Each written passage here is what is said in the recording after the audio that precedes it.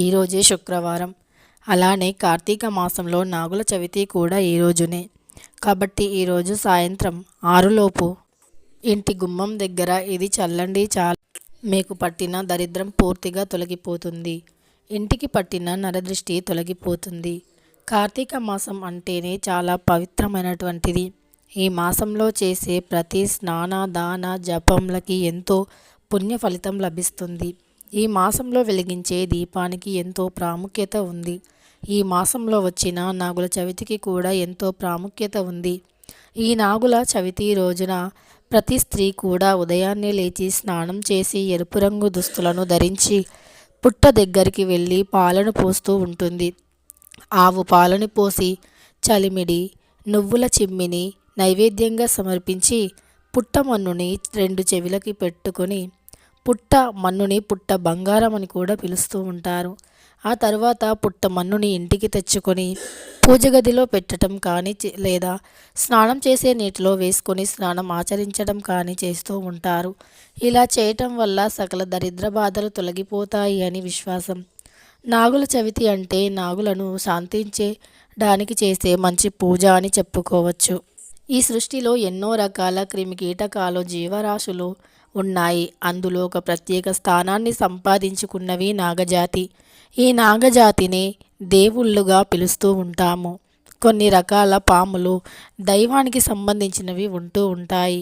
అవి పాలను తాగి యథావిధిగా అంటే నార్మల్గానే ఉంటాయి. కొన్ని రకాల పాములు ఉంటాయి, అవి దైవాంగికమైనటువంటివి కావు. వాటికి పాలను పోస్తే గనుక అవి కక్కడం కానీ లేదా పాలు తాగకపోవటం కానీ చేస్తూ ఉంటాయి. ఇలా పాములలో కూడా చాలా రకాల పాములు ఉంటూ ఉంటాయి. పాములను చూస్తేనే చాలామంది భయపడుతూ ఉంటారు. ముఖ్యంగా చెప్పాలి అంటే పాములు అనేవి పల్లెటూర్లలో ఎక్కువగా కనిపిస్తూ ఉంటాయి. కానీ పాముల నుండి ఎలాంటి హాని కలగకుండా ఉండాలి అంటే పాములను పూజించటం ఆనవాయితీ. ఇలా పాములను పంచమి రోజు చవితి రోజున పూజించటం వల్ల అవి మనకి ఎలాంటి హానిని చెయ్యవు అని పల్లెల్లో ప్రజలు నమ్ముతూ ఉంటారు. ముఖ్యంగా వ్యవసాయదారులకి పాములు నేస్తాలు అని చెప్పుకోవచ్చు. ఎన్నో రకాల పాములు వ్యవసాయదారులకి కనిపిస్తూ ఉంటాయి. అయినప్పటికీ వారికి ఎలాంటి హానిని కలిగించవు. అలానే ఎలాంటి హాని కూడా కలిగించకూడదు అన్న ఉద్దేశంతోనే నాగులను పూజిస్తూ ఉంటారు. నాగులను పంచమి రోజు కానీ ఇలా నాగ చవితి రోజు కానీ ముఖ్యంగా కార్తీక శుద్ధ చవితి రోజున నాగులను పూజించడం వల్ల వారికి ఎలాంటి హాని జరగదు అని నమ్ముతూ ఉంటారు. అంతేకాదు నాగులను కానీ మూగజీవులను కానీ కార్తీక మాసంలో కారణం లేకుండా అసలు కొట్టడం వంటివి చేయకూడదు. మూగజీవులకి ఈ మాసంలో ఆహారంగా ఏదైనా పెట్టినా సరే ఎంతో మంచి పుణ్య ఫలితం లభిస్తుంది. ఈ పాములు అనేవి సర్పదోషాల నుండి విముక్తి పొందాలి అంటే ఈరోజు అంటే శుక్రవారం శుద్ధ చవితి, అలానే ఈ మాసం అంటే కార్తీక మాసంలో ఈరోజు సాయంత్రం 6 సరే ఖచ్చితంగా శివాలయానికి కానీ లేదా జంట నాగులు ఉన్న ప్రదేశానికి కానీ వెళ్ళి పాలతో అభిషేకించిన నాగులకి నమస్కరించినా సరే మీకు ఉన్న కఠిన దోషాలు కూడా తొలగిపోతాయి. సర్పదోషాల వల్ల ఎంతోమంది బాధపడుతూ ఉంటారు. సర్పదోషం, కాలసర్పదోషం వంటివి ఎన్నో రకాల సమస్యలను తెచ్చిపెడుతూ ఉంటాయి. జాతకంలో సర్పదోషం ఉంటే ఏ పని కూడా మనం సాధించలేము, ఏ పని కూడా విజయం పొందలేము, ఏ పనిని కూడా శ్రద్ధ పెట్టి చేయలేము. అంతేకాదు సర్పదోషం వంటివి ఉంటే గనక మనిషి జీవితంలో ఎదగలేరు.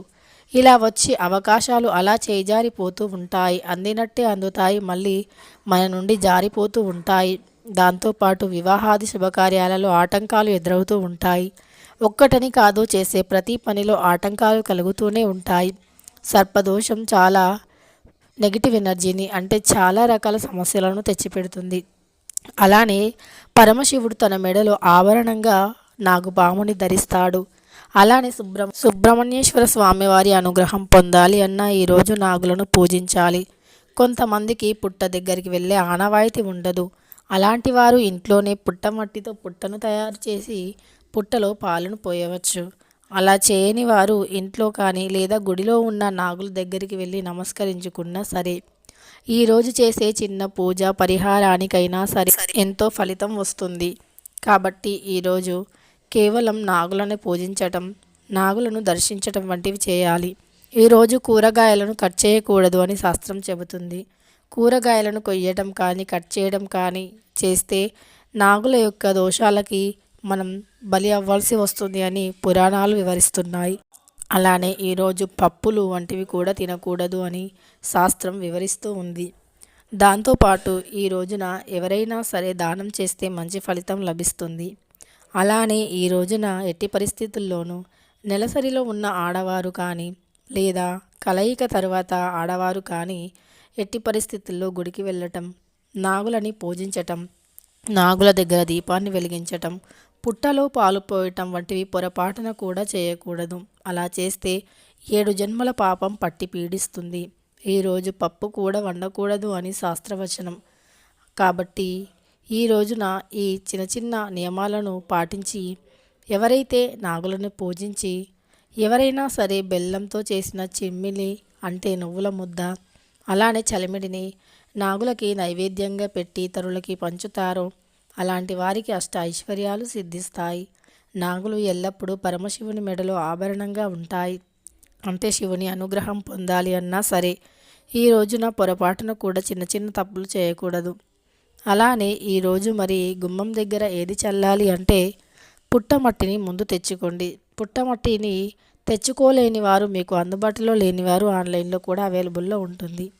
ఒకవేళ పుట్టమట్టి లేదు, పూర్తిగా అవాయిడ్ చేయవచ్చా అంటే ఓకే, పుట్టమట్టి మీకు దొరకకపోతే అవాయిడ్ చేయండి. కానీ పుట్టమట్టి చాలా మంచిది. పుట్టమట్టిలో ఎన్నో రకాల విటమిన్స్, ఇమ్యూనిటీ పవర్ని పెంచే శక్తి ఉంటుంది.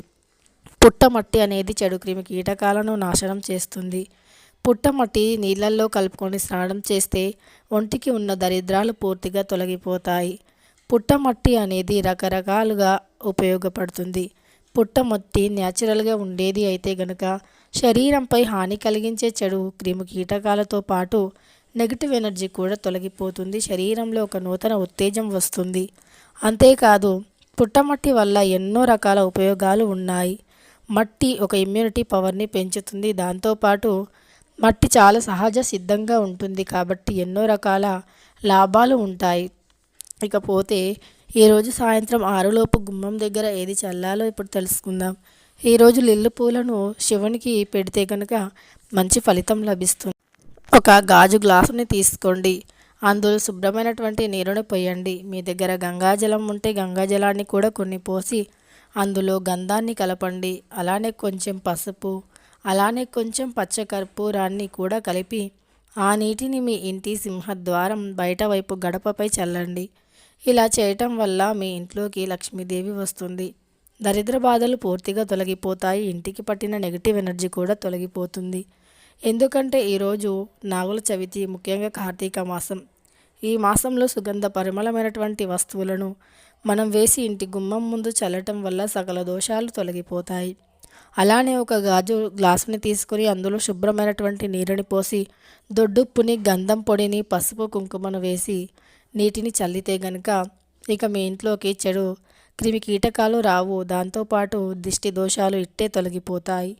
తెలుసుకున్నారు కదా. ఈ రెండింటిలో ఏదైనా సరే మీ గుమ్మం ముందు చల్లండి. ఒకవేళ పుట్టమట్టి మీకు అవైలబుల్లో ఉంటే కనుక పుట్టమట్టి, గంధం, గంగాజలం కలిపి ఈరోజు ఎవరైతే ఇంటి సింహద్వారం దగ్గర చల్లుతారో అలాంటి వారికి రాజయోగం పడుతుంది. సకల దోషాలున్నా ఇట్టే తొలగిపోతాయి. వీడియో నచ్చితే ఒక లైక్ చేయడం మర్చిపోకండి.